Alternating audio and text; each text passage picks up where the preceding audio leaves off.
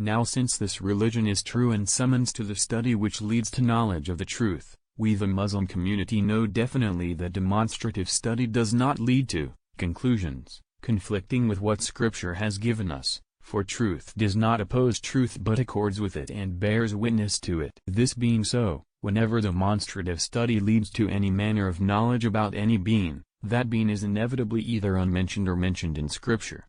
If it is unmentioned there is no contradiction, and it is in the same case as an act whose category is unmentioned, so that the lawyer has to infer it by reasoning from Scripture. If Scripture speaks about it, the apparent meaning of the words inevitably either accords or conflicts with the conclusions of demonstration about it. If this apparent meaning accords there is no argument. If it conflicts there is a call for allegorical interpretation of it. The meaning of allegorical interpretation is extension of the significance of an expression from real to metaphorical significance, without forsaking therein the standard metaphorical practices of Arabic, such as calling a thing by the name of something resembling it or a cause or consequence or accompaniment of it, or other things such as are enumerated in accounts of the kinds of metaphorical speech. Now if the lawyer does this in many decisions of religious law, with how much more right is it done by the possessor of demonstrative knowledge? For the lawyer has at his disposition only reasoning based on opinion, while he who would know reasoning based on certainty.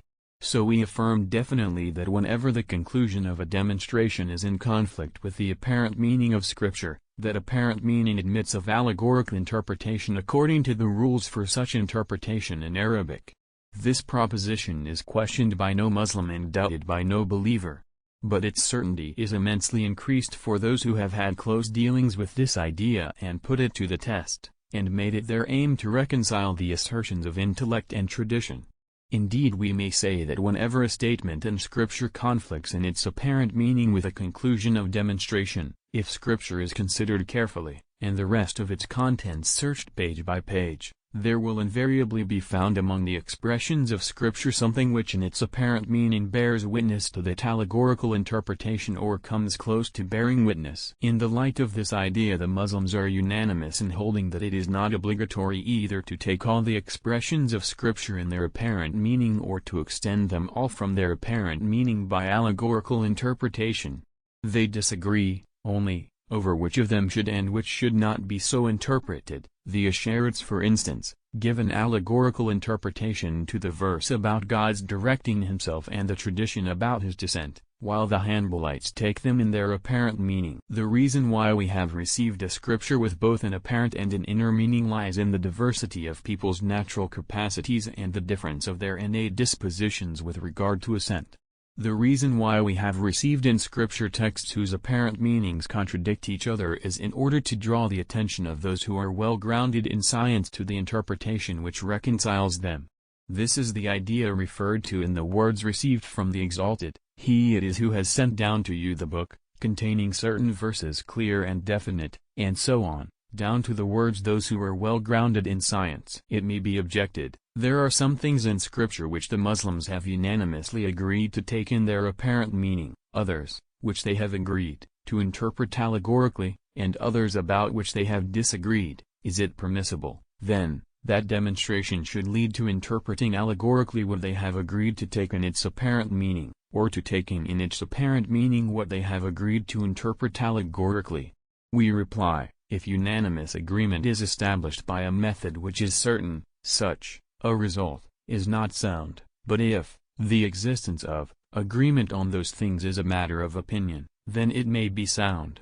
This is why Abu Hamid, Abu Mali, and other leaders of thought said that no one should be definitely called an unbeliever for violating unanimity on a point of interpretation in matters like these. That unanimity on theoretical matters is never determined with certainty, as it can be on practical matters, may be shown to you by the fact that it is not possible for unanimity to be determined on any question at any period unless that period is strictly limited by us, and all the scholars existing in that period are known to us, and the doctrine of each of them on the question has been handed down to us on unassailable authority, and, in addition to all this, unless we are sure that the scholars existing at the time were in agreement that there is not both an apparent and an inner meaning in Scripture, that knowledge of any question ought not to be kept secret from anyone, and that there is only one way for people to understand Scripture.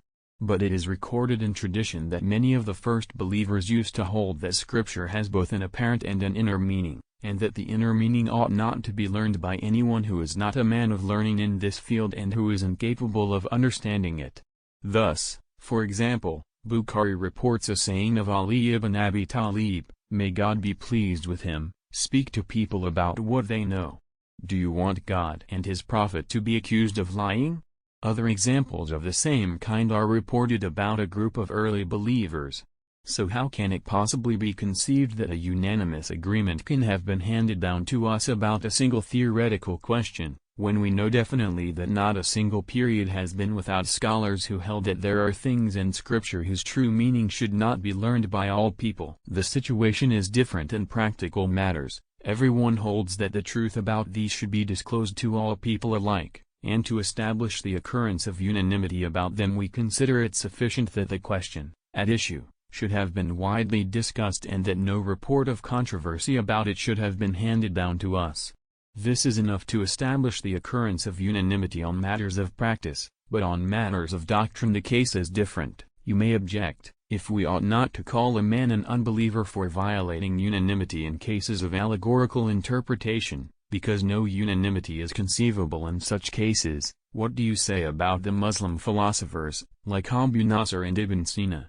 For Abu Hamid called them both definitely unbelievers in the book of his known as the Disintegration, on 3 counts: their assertions of the pre-eternity of the world and that God the Exalted does not know particulars, may he be exalted far above that, ignorance; and their allegorical interpretation of the passages concerning the resurrection of bodies and states of existence in the next life. We answer, it is apparent from what he said on the subject that his calling them both unbelievers on these counts was not definite, since he made it clear in the book of the distinction that calling people unbelievers for violating unanimity can only be tentative. Moreover, it is evident from what we have said that a unanimous agreement cannot be established in questions of this kind, because of the reports that many of the early believers of the first generation, as well as others, have said that there are allegorical interpretations which ought not to be expressed except to those who are qualified to receive allegories.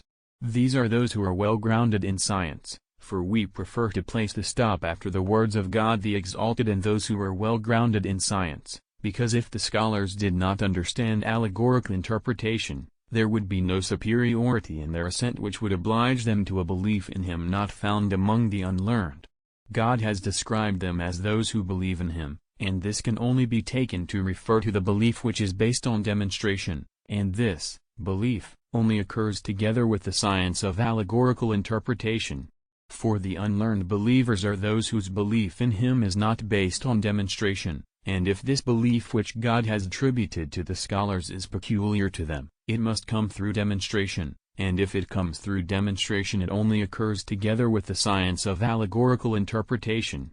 For God the Exalted has informed us that those verses have an allegorical interpretation which is the truth, and demonstration can only be of the truth. That being the case, it is not possible for general unanimity to be established about allegorical interpretations, which God has made peculiar to scholars. This is self-evident to any fair-minded person. In addition to all this, we hold that Abu Hamid was mistaken about the peripatetic philosophers, in ascribing to them the assertion that God, holy and exalted, does not know particulars at all. In reality they hold that God the Exalted knows them in a way which is not of the same kind as our way of knowing them.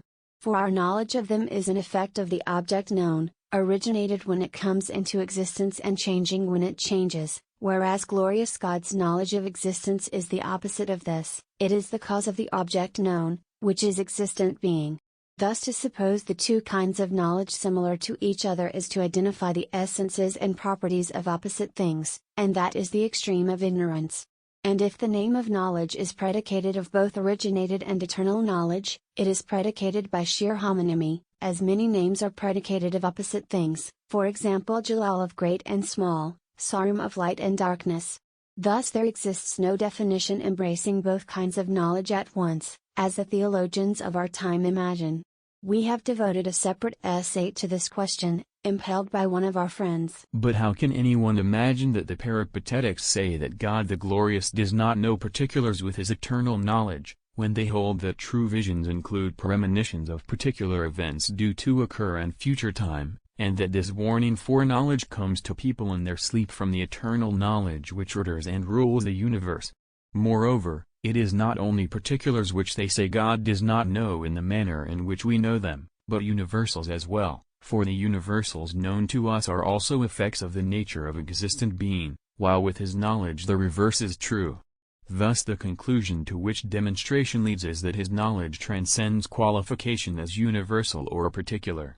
Consequently there is no point in disputing about this question, i.e. whether to call them unbelievers or not. Concerning the question whether the world is pre-eternal or came into existence, the disagreement between the Asharid theologians and the ancient philosophers is in my view almost resolvable into a disagreement about naming, especially in the case of certain of the ancients.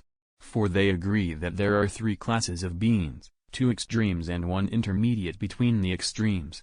They agree also about naming the extremes, but they disagree about the intermediate class. One extreme is a being which is brought into existence from something other than itself and by something, i.e. by an efficient cause and from some matter, and it, i.e. its existence, is preceded by time. This is the status of bodies whose generation is apprehended by sense, for example the generation of water, air, earth, animals, plants, and so on. All alike, ancients and Ashurites, agree in naming this class of beings originated.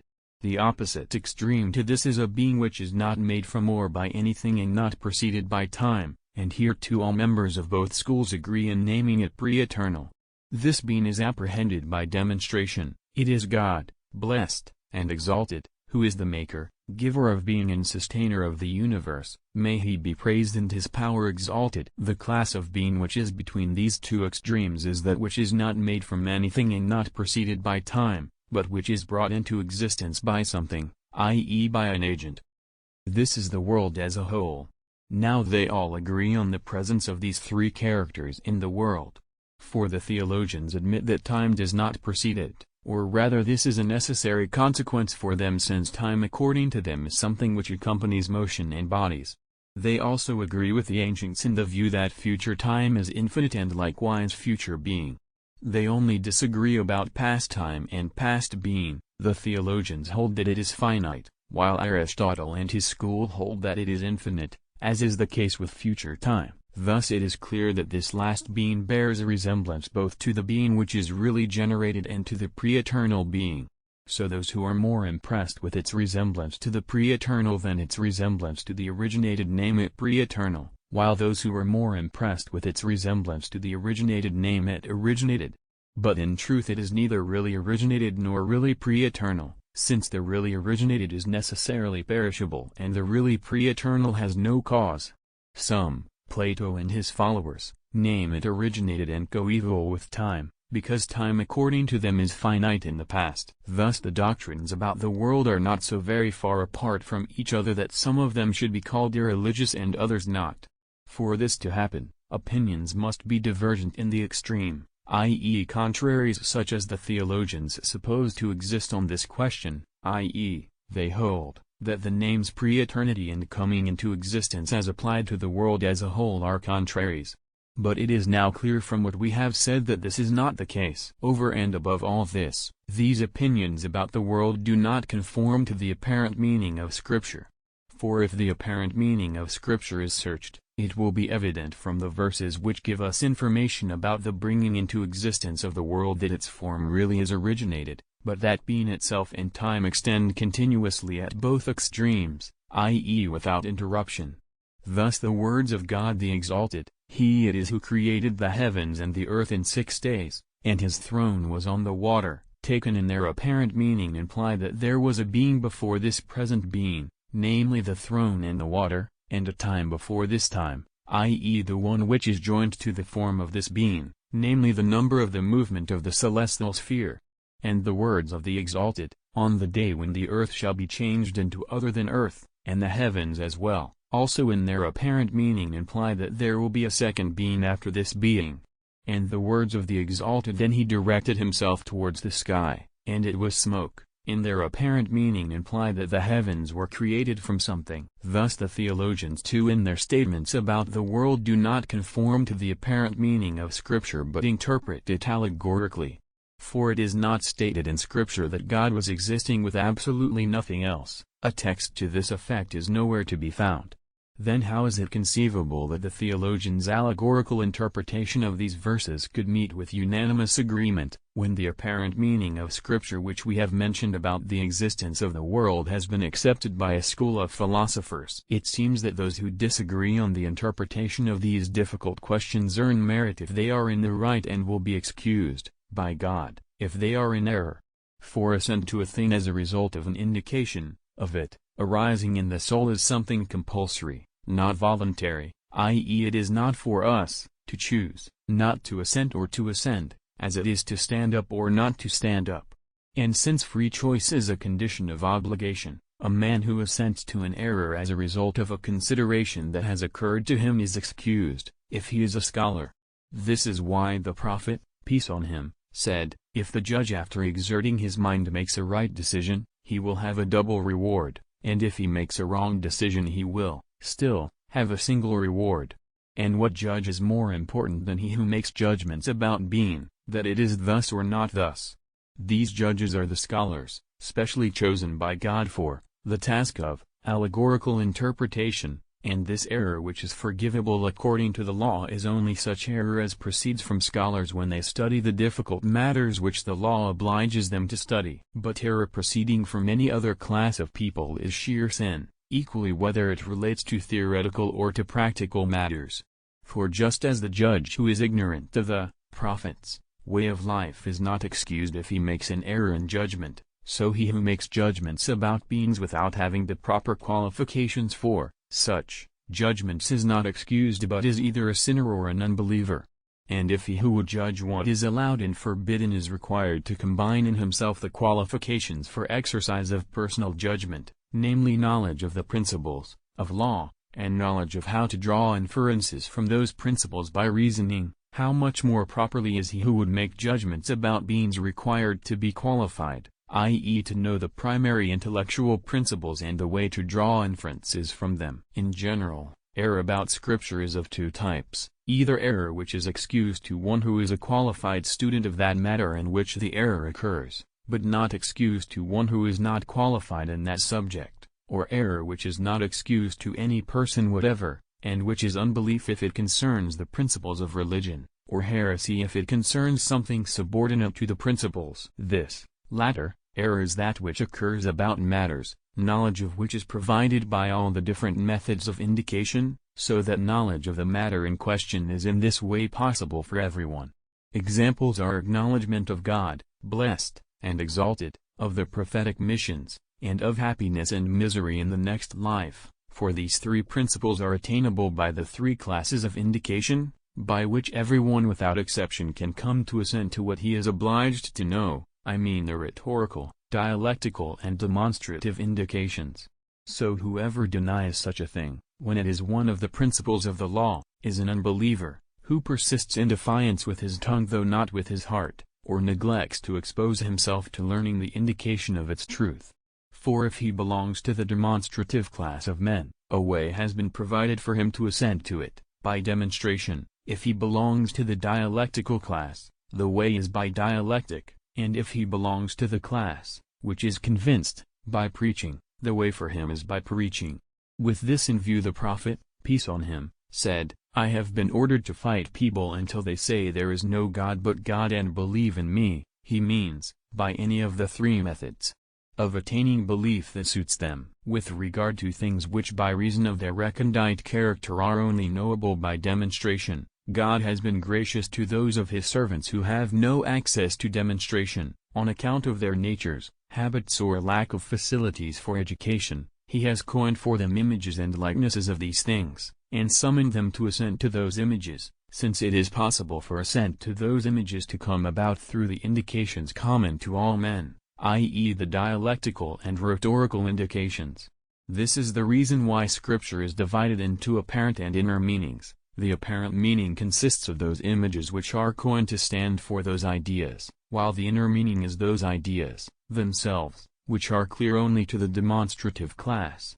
These are the 4 or 5 classes of beings mentioned by Abu Hamid in the Book of the Distinction. But when it happens, as we said, that we know the thing itself by the 3 methods, we do not need to coin images of it, and it remains true in its apparent meaning, not admitting allegorical interpretation.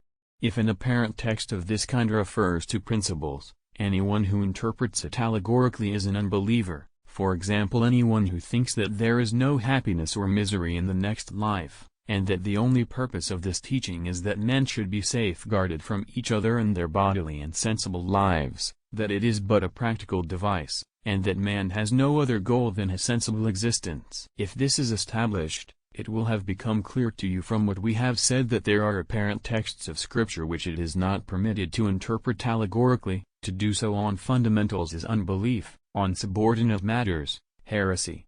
There are also apparent texts which have to be interpreted allegorically by men of the demonstrative class. For such men to take them in their apparent meaning is unbelief, while for those who are not of the demonstrative class to interpret them allegorically and take them out of their apparent meaning is unbelief or heresy on their part. Of this latter class are the verse about God's directing himself and the tradition about his descent. That is why the Prophet, peace on him, said in the case of the black woman, when she told him that God was in the sky, "Free her, for she is a believer." This was because she was not of the demonstrative class, and the reason for his decision was that the class of people to whom assent comes only through the imagination, i.e. who do not assent to a thing except in so far as they can imagine it, find it difficult to assent to the existence of a being which is unrelated to any imaginable thing. This applies as well to those who understand from the relation stated merely, that God has a place. These are people who have advanced a little in their thought beyond the position of the first class, by rejecting belief in corporeality. Thus the proper answer to them with regard to such passages is that they belong to the ambiguous texts, and that the stop is to be placed after the words of God the Exalted, and no one knows the interpretation thereof except God.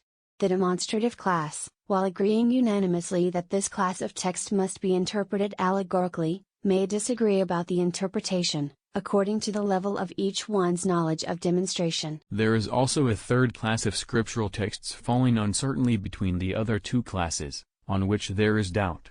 One group of those who devote themselves to theoretical study attach them to the apparent texts which it is not permitted to interpret allegorically. Others attach them to the texts with inner meanings which scholars are not permitted to take in their apparent meanings. This divergence of opinions is due to the difficulty and ambiguity of this class of text. Anyone who commits an error about this class is excused, I mean any scholar, if it is asked, since it is clear that scriptural texts in this respect fall into 3 grades. To which of these 3 grades, according to you, do the descriptions of the future life and its states belong? We reply, the position clearly is that this matter belongs to the class about which there is disagreement. For we find a group of those who claim an affinity with demonstration saying that it is obligatory to take these passages in their apparent meaning, because there is no demonstration leading to the impossibility of the apparent meaning in them. This is the view of the Ashurites, while another group of those who devote themselves to demonstration interpret these passages allegorically, and these people give the most diverse interpretations of them. In this class must be counted Abu Hamid and many of the Sufis. Some of them combine the 2 interpretations of the passages, as Abu Hamid does in some of his books. So it is likely that a scholar who commits an error in this matter is excused, while one who is correct receives thanks or a reward, that is, if he acknowledges the existence of a future life, and merely gives a certain sort of allegorical interpretation, i.e. of the mode of the future life, not of its existence, provided that the interpretation given does not lead to denial of its existence. In this matter only the negation of existence is unbelief, because it concerns one of the principles of religion and one of those points to which assent is attainable through the 3 methods common to the white man and the black man. But anyone who is not a man of learning is obliged to take these passages in their apparent meaning, and allegorical interpretation of them is for him unbelief because it leads to unbelief. That is why we hold that, for anyone whose duty it is to believe in the apparent meaning, allegorical interpretation is unbelief, because it leads to unbelief. Anyone of the interpretative class who discloses such, An interpretation, to him is summoning him to unbelief, and he who summons to unbelief is an unbeliever. Therefore allegorical interpretations ought to be set down only in demonstrative books, because if they are in demonstrative books they are encountered by no one but men of the demonstrative class. But if they are set down in other than demonstrative books and one deals with them by poetical, rhetorical or dialectical methods, as Abu Hamid does, then he commits an offense against the law and against philosophy, even though the fellow intended nothing but good. For by this procedure he wanted to increase the number of learned men, but in fact he increased the number of the corrupted, not of the learned. As a result, one group came to slander philosophy, another to slander religion, and another to reconcile the first two groups. It seems that this last was one of his objects in his books. An indication that he wanted by this procedure to arouse minds is that he adhered to no one doctrine in his books but was an Asharit with the Asharites, a Sufi with the Sufis and a philosopher with the philosophers, so that he was like the man in the verse. One day a Yamani, if I meet a man of Yaman, and if I meet a Mahdi, I'm an Admani. The Imams of the Muslims ought to forbid those of his books which contain learned matter to all save the learned, just as they ought to forbid demonstrative books to those who are not capable of understanding them. But the damage done to people by demonstrative books is lighter, because for the most part only persons of superior natural intelligence become acquainted with demonstrative books, and this class of persons is only misled through lack of practical virtue, unorganized reading, and tackling them without a teacher. On the other hand, their total prohibition obstructs the purpose to which the law summons, because it is a wrong to the best class of people and the best class of beings. For to do justice to the best class of beings demands that they should be known profoundly, by persons equipped to know them profoundly, and these are the best class of people, and the greater the value of the being, the greater is the injury towards it, which consists of ignorance of it.